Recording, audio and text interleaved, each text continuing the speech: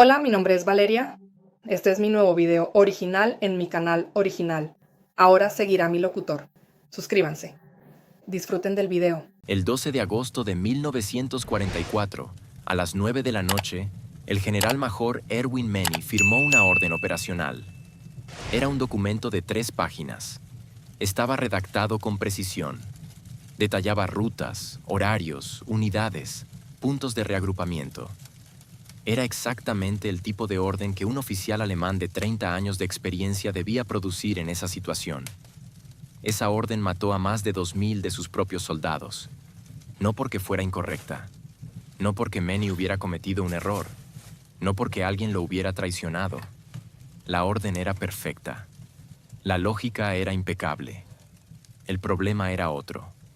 Un problema que Maney no podría entender completamente hasta que un oficial americano pusiera sobre la mesa de un interrogatorio, 3 días después, un conjunto de documentos que le cambiarían la manera de ver todo lo que había hecho en su carrera militar. Pero antes de llegar a ese momento, necesitas entender lo que Maney sabía y lo que no sabía, porque esa diferencia es exactamente la diferencia entre la vida y la muerte de 2000 hombres. Quédate, porque lo que descubrió ese día en el interrogatorio es algo que ningún manual de historia militar te va a contar de esta manera. Erwin Maney no era el tipo de oficial que aparece en los documentales de guerra. No era carismático. No pronunciaba discursos. No se fotografiaba con sus tropas en poses heroicas. Era algo más raro y, en muchos sentidos, más valioso que todo eso. Era un oficial que hacía exactamente lo que se suponía que debía hacer, siempre, sin excepciones. Había entrado al ejército imperial alemán en 1914, con 16 años, cuando el mundo aún creía que la guerra duraría pocas semanas.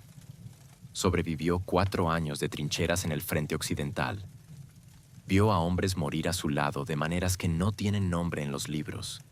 Y cuando esa guerra terminó en el colapso y la humillación del armisticio de 1918, Maney no se fue a casa. Se quedó en el ejército. Sirvió en la Reichswehr durante los años en que Alemania no tenía derecho a tener un ejército real, en los años de las restricciones del Tratado de Versalles, en los años en que los oficiales alemanes estudiaban táctica con mapas de guerras que no podían combatir y doctrina para fuerzas que no existían. Cuando llegó la Segunda Guerra Mundial, Maney tenía 46 años y 30 de experiencia. Sus expedientes de servicio lo describían de manera uniforme en todos los escalones por los que había pasado. Meticuloso, analítico, fiable, sin iniciativas arriesgadas, sin brillantez innecesaria. En el ejército alemán de esa época, eso era un elogio. El sistema de mando alemán, el Auftragstaktik, la táctica de misión, valoraba exactamente eso. Oficiales que entendieran el objetivo del mando superior, que evaluaran la situación con frialdad y que ejecutaran con precisión. Maney era eso. Era la encarnación de ese ideal. En agosto de 1944, comandaba el 8º Cuerpo de Ejército, una unidad que formaba parte de las fuerzas atrapadas dentro de lo que los historiadores llamarían la Bolsa de Falaise. Para entender lo que le pasó a Maney, necesitas ver primero el mapa. No el mapa limpio de los libros de texto, sino el mapa real, el que existía en agosto de 1944, con sus líneas que cambiaban cada hora, con sus corredores que se abrían y se cerraban mientras los hombres dormían o morían. El 6 de junio de 1944, los aliados habían desembarcado en Normandía. Durante las semanas siguientes, la línea alemana resistió más de lo que nadie en el bando aliado había esperado. Pero el 28 de julio, el general americano Omar Bradley lanzó la Operación Cobra. En menos de 72 horas, las divisiones blindadas americanas rompieron el frente alemán por Avranches y giraron hacia el este. El general Patton, al mando del recién activado Tercer Ejército, avanzaba a una velocidad que los mapas alemanes no podían actualizar lo suficientemente rápido. Para cuando los oficiales de Estado Mayor alemanes marcaban una posición americana en el mapa, Patton ya estaba 50 kilómetros más al este. El 7 de agosto, Hitler tomó la peor decisión posible. En lugar de ordenar la retirada general hacia el Sena, Hitler ordenó un contraataque hacia el oeste, hacia el mar, para cortar las líneas de suministro de Patton. El nombre en clave era Operación Lüttich. Fue un fracaso absoluto desde las primeras horas. Los alemanes no tenían los blindados necesarios, no tenían cobertura aérea, y los americanos sabían exactamente lo que se aproximaba porque sus servicios de inteligencia habían descifrado las comunicaciones alemanas encriptadas. Para el 12 de agosto, Lüttich había colapsado y la situación era catastrófica. Las divisiones canadienses empujaban desde el norte hacia Falaise. Las divisiones de Patton habían llegado por el sur hasta Argentan. Entre esos dos puntos había 20 kilómetros. Y dentro de ese espacio que se cerraba a cada hora, estaban atrapadas entre 150.000 y 200.000 soldados alemanes con todo su armamento, sus vehículos, sus caballos y sus hombres. La bolsa de Falaise, la mayor trampa que los aliados le tendieron al ejército alemán en toda la guerra en el oeste. Y Meny estaba dentro. El 12 de agosto por la tarde, Meny recibió su orden operacional del Heeresgruppe B, el grupo de ejércitos del mariscal Walter Model, que había asumido el mando apenas días antes en sustitución del desesperado von Kluge. La misión era clara: mantener abierta la ruta de evacuación a través del corredor entre Trun y Chambois, en el extremo oriental de la bolsa, y coordinar el paso de las unidades que intentaban escapar hacia el río Sena. Era una misión de retaguardia. En la doctrina alemana se llamaba Nachhut. Era la unidad que asume el costo para que el resto pueda salir. Meny leyó la orden, la analizó, la encontró coherente. Tenía las tropas que necesitaba.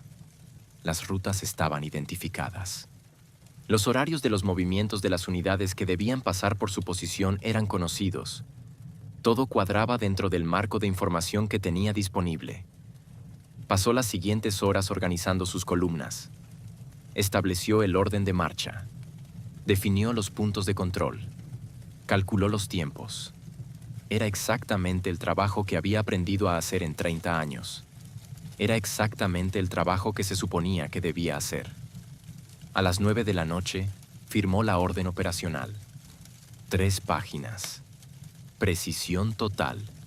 Lo que Meny no sabía en ese momento, lo que nadie en su escalón de mando le había comunicado, cambiaba todo. El corredor por el que iban a moverse sus columnas ya no era el corredor que describía la orden. La situación sobre el terreno había cambiado en las últimas 12 horas de maneras que ningún reporte había llegado a su puesto de mando a tiempo. Las rutas que él marcó en su orden como viables ya estaban bajo observación y control de fuego aliado. Firmó la orden sin saberlo. Y esa firma era la sentencia de 2.000 hombres.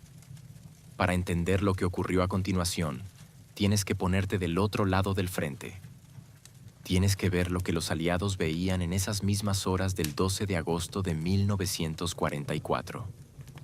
Desde el cuartel general del primer ejército americano, la imagen de la bolsa de Falaise era extraordinariamente clara. No porque los americanos tuvieran mejores binoculares o patrullas más audaces, sino porque tenían algo que los alemanes desconocían que existía: el programa Ultra. Desde 1941, los analistas aliados en Bletchley Park, en Inglaterra, habían conseguido descifrar las comunicaciones encriptadas de la máquina Enigma alemana.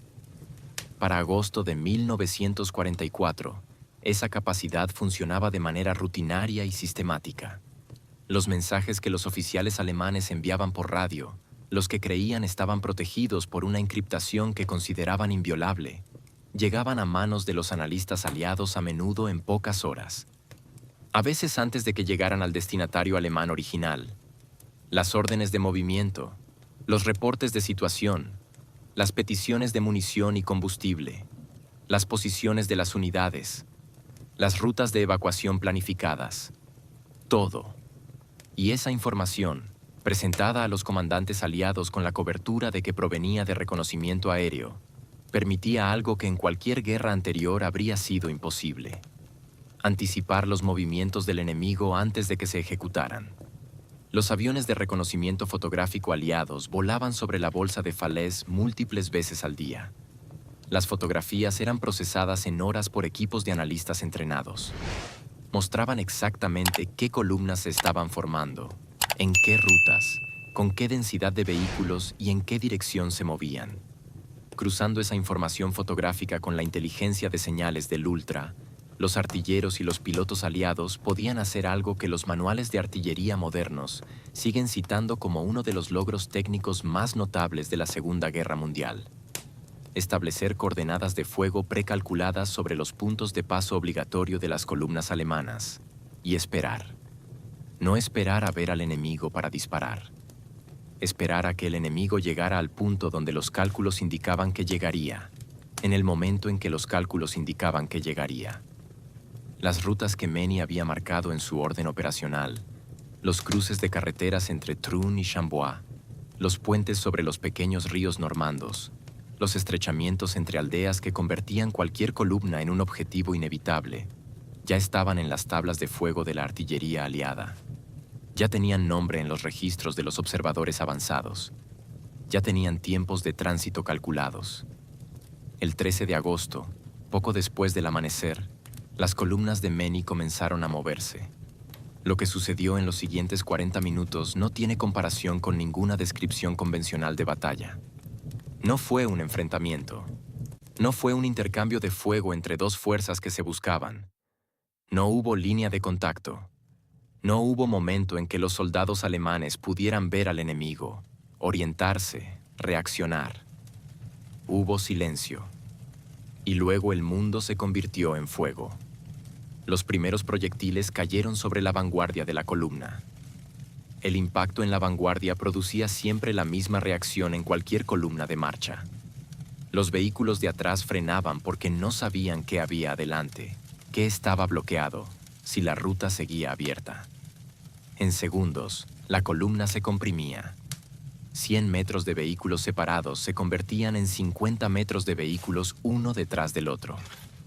La densidad del objetivo aumentaba precisamente en el momento en que los ajustes de fuego de los artilleros aliados llegaban desde los observadores avanzados. Entonces venía la saturación, proyectil tras proyectil sobre el área de máxima densidad. Los camiones de munición explotaban con una fuerza que multiplicaba el efecto en un radio de 50 metros. Los carros blindados detenidos en una carretera estrecha sin posibilidad de dispersarse eran destruidos uno por los impactos directos o por la metralla de los impactos adyacentes. Los caballos que tiraban de las piezas de artillería, porque el ejército alemán de 1944 dependía todavía enormemente de la tracción animal, salían disparados fuera de la carretera o caían, y sus cuerpos bloqueaban el paso de los vehículos que intentaban retroceder.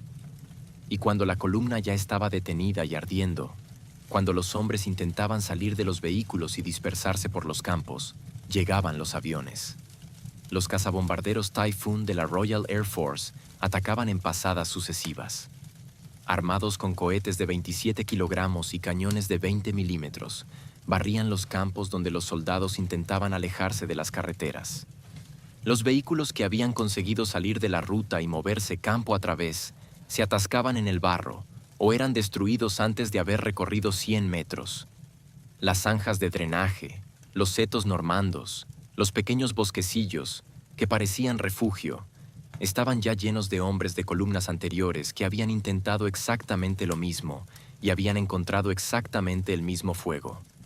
En el suelo, entre el humo y las explosiones, los soldados alemanes hacían lo que cualquier ser humano hace en ese momento. Intentaban sobrevivir. Algunos corrían, algunos se tiraban al suelo y no se movían. Algunos disparaban hacia donde creían que venían las balsas, aunque no había nada visible a lo que disparar.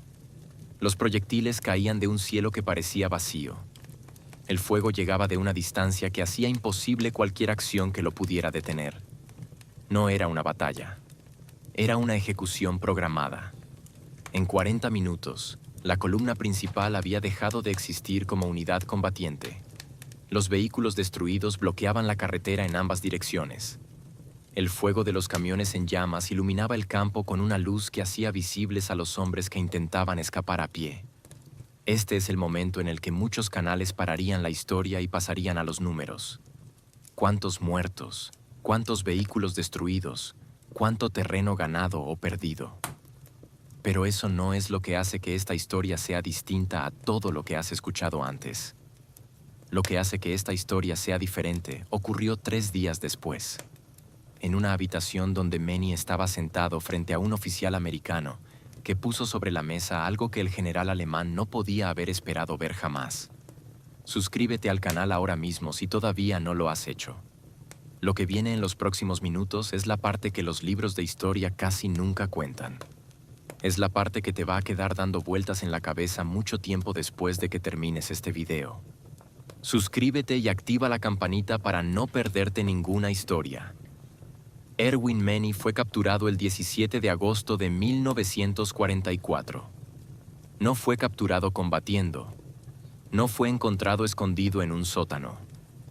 Una patrulla americana lo encontró en los alrededores de Saint-Lambert-sur-Dives, en el borde del corredor que ya había sido cerrado definitivamente. Estaba con 2 oficiales de su Estado Mayor y un operador de radio que llevaba horas intentando hacer funcionar un equipo que ya no transmitía. Era un general buscando una radio que funcionara.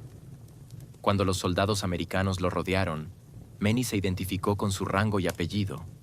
Se rindió sin incidentes. Cooperó con el procedimiento de captura.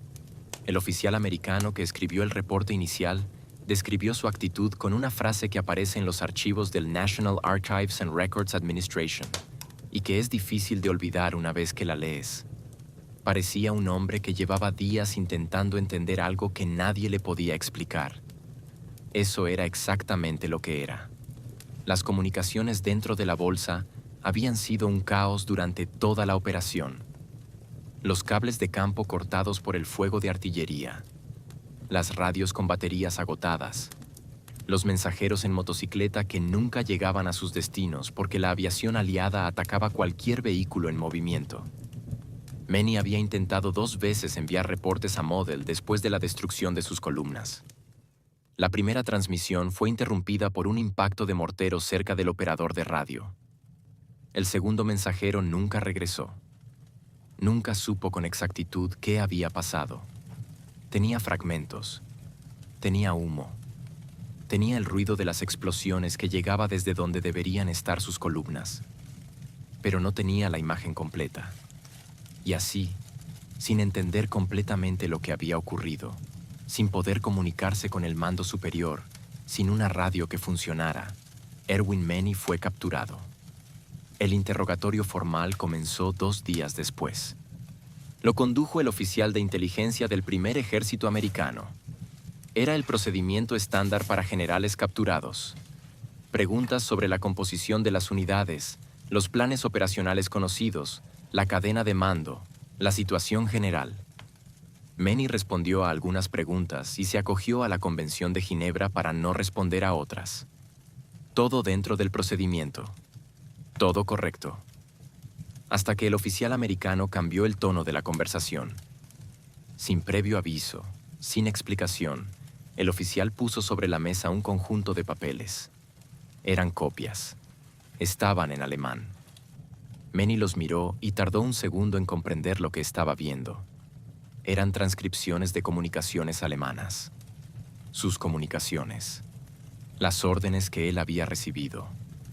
Los reportes de situación que habían pasado por su puesto de mando. Los horarios de movimiento de sus columnas. Las rutas especificadas en su orden operacional del 12 de agosto. Todo estaba ahí, en manos americanas, con fechas y horas. El oficial americano no explicó cómo los habían obtenido. Solo dijo, según la reconstrucción disponible en los registros del interrogatorio, que querían que el general Manny entendiera que su situación había sido conocida antes de que él comenzara a ejecutar sus órdenes. Manny leyó los documentos en silencio. El registro del interrogatorio indica que tardó varios minutos. El oficial americano esperó sin presionar. Cuando Manny terminó de leer, levantó la vista. Y en ese momento, 30 años de carrera militar, 30 años de órdenes ejecutadas con precisión, 30 años de fe en que un sistema funciona si cada parte hace su trabajo correctamente, se reorganizaron en su cabeza de una manera completamente diferente. hizo una sola pregunta. En alemán. ¿Wusste jemand in meiner Führung davon? ¿Sabía alguien en mi mando de esto? Era la única pregunta que importaba. Porque si alguien en el mando alemán sabía que las comunicaciones estaban comprometidas, entonces las órdenes que Manny había recibido no eran simplemente tardías o desactualizadas. Eran algo mucho peor. Eran órdenes emitidas sobre rutas que ya se sabía que estaban en manos del enemigo, lo cual significaba que los 2000 hombres que habían muerto en esas carreteras no habían muerto por un fallo del sistema. Habrían muerto por algo que no tiene nombre limpio en ningún idioma. El oficial americano respondió que no lo sabía. Y era verdad. No lo sabía. El programa Ultra estaba tan compartimentado dentro del propio sistema aliado que incluso en el bando que lo poseía había muy pocos oficiales que pudieran responder esa pregunta con certeza. La información que habían usado para destruir las columnas de Manny no venía, al menos en ese escalón, de ningún conocimiento de que las comunicaciones alemanas estuvieran comprometidas. Venía de coordenadas calculadas, de reconocimiento aéreo presentado como rutinario, de artillería posicionada según tablas de fuego que nadie en el escalón táctico tenía que justificar más allá del reporte de inteligencia que la sustentaba. El oficial americano no sabía si alguien en el mando alemán sabía lo del Ultra. Y eso, para Manny, era de alguna manera más difícil de procesar que cualquier respuesta definitiva. Porque la respuesta no lo sabía contenía la posibilidad más perturbadora de todas. La posibilidad de que nadie hubiera sabido nada. De que el sistema hubiera fallado sin que hubiera una persona responsable en ningún escalón. De que él hubiera hecho todo bien, absolutamente todo bien, y que eso no hubiera importado en absoluto. Manny no dijo nada más en el interrogatorio ese día. Lo que voy a contarte ahora es lo que él descubrió décadas después. Y lo que eso revela sobre lo que realmente pasó en Falaise es algo que va a hacer que veas de otra manera todo lo que creías saber sobre cómo se ganan y se pierden las guerras. El programa Ultra fue desclasificado públicamente en 1974. Durante los 30 años anteriores, los veteranos alemanes que habían sobrevivido Normandía habían intentado reconstruir lo que había pasado sin tener acceso a esa pieza fundamental del rompecabezas. Los análisis de posguerra, incluyendo los Operational History German Section Studies, en los que el propio Manny participó colaborando con historiadores militares americanos, explicaban el desastre de Falaise en términos de superioridad aérea aliada, de los errores estratégicos de Hitler con Lüttich, de los problemas de comunicación dentro de la bolsa. Todo eso era verdad. Pero era solo parte de la verdad. La otra parte, la que cambió completamente la comprensión histórica del desastre, era esto. Los aliados no solo tenían superioridad aérea y numérica, tenían las órdenes alemanas en sus manos antes de que fueran ejecutadas. No un poco antes, horas antes, a veces un día antes. Cuando los historiadores alemanes finalmente tuvieron acceso a los archivos desclasificados del Ultra y pudieron cruzarlos con los registros alemanes de la bolsa, la conclusión que emergió fue más difícil de aceptar que cualquier historia de incompetencia o de traición. El sistema alemán había funcionado correctamente. Las órdenes habían sido generadas con la mejor información disponible. Los oficiales en cada escalón habían cumplido su función dentro del protocolo establecido. Manny había ejecutado con precisión. La maquinaria estaba funcionando exactamente como estaba diseñada para funcionar. Y eso era exactamente el problema. Porque una maquinaria que funciona perfectamente, pero cuyas comunicaciones están siendo leídas por el enemigo antes de que los propios destinatarios puedan actuar en consecuencia, no produce operaciones militares. Produce guiones. El enemigo sabe lo que va a pasar, dónde va a pasar y cuándo. Y lo único que le queda hacer es posicionar sus armas y esperar. En Falaise, en las rutas entre Trun y Chambois, eso fue exactamente lo que ocurrió. La artillería ya estaba posicionada. Los pilotos de los Typhoon ya tenían sus objetivos. Los tiempos de llegada ya habían sido calculados. Cuando las columnas de Manny salieron de sus posiciones según el horario establecido en la orden que él había firmado, estaban entrando en una trampa que estaba lista con horas de anticipación.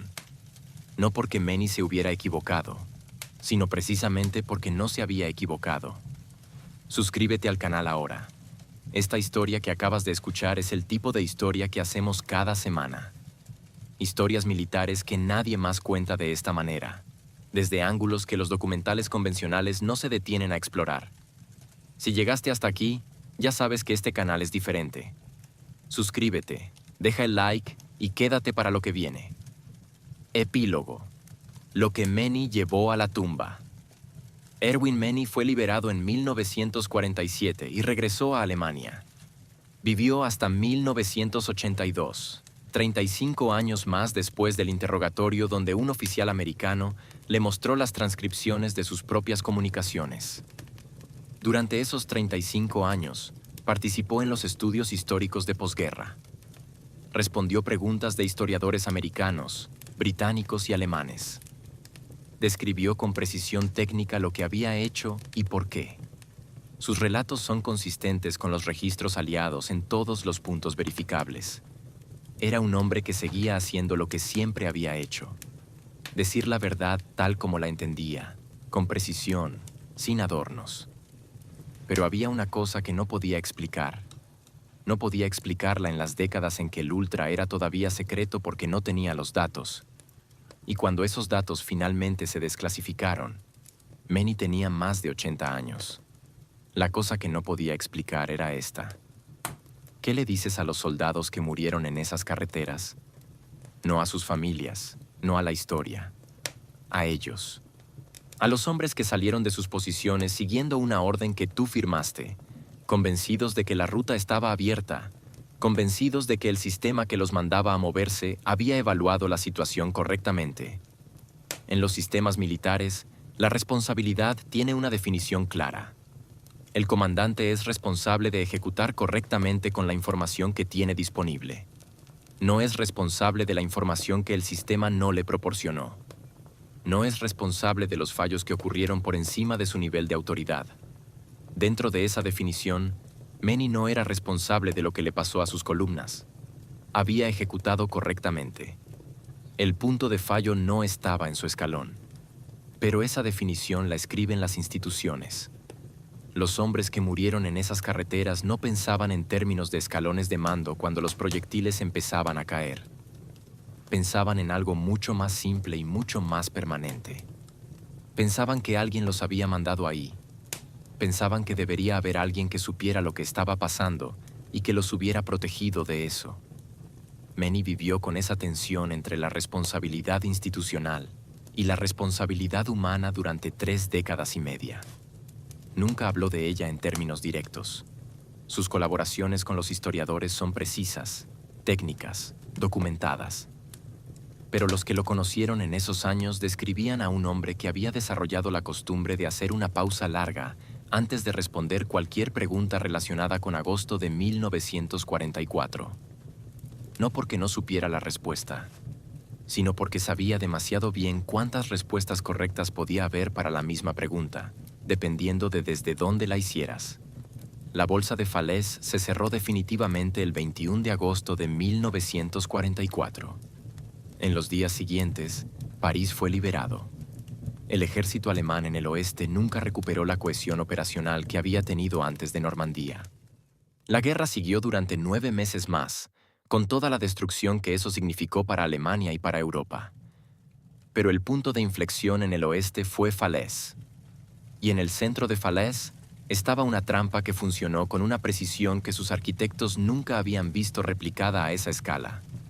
Los artilleros que esperaron con sus coordenadas precalculadas, los pilotos que atacaron en pasadas sucesivas, los analistas que procesaron las comunicaciones alemanas y entregaron la información a tiempo. Todos hicieron su trabajo perfectamente, del mismo modo en que Meni hizo el suyo perfectamente. 2 maquinarias funcionando a máxima eficiencia. Una de ellas podía ver a la otra. La otra no podía ver nada. Y en ese desequilibrio invisible, en esa asimetría de información que ningún soldado en las carreteras podía detectar ni combatir, está la respuesta real a la pregunta con la que empezó este video. ¿Es responsable quien obedece correctamente una orden que ya estaba muerta antes de ser ejecutada? La respuesta institucional dice que no. El sistema absuelve a Manny. La respuesta humana no tiene palabras que la contengan completamente. La dictan los muertos en las carreteras entre Trun y Chambois, y esa respuesta no cabe en ningún manual de procedimiento.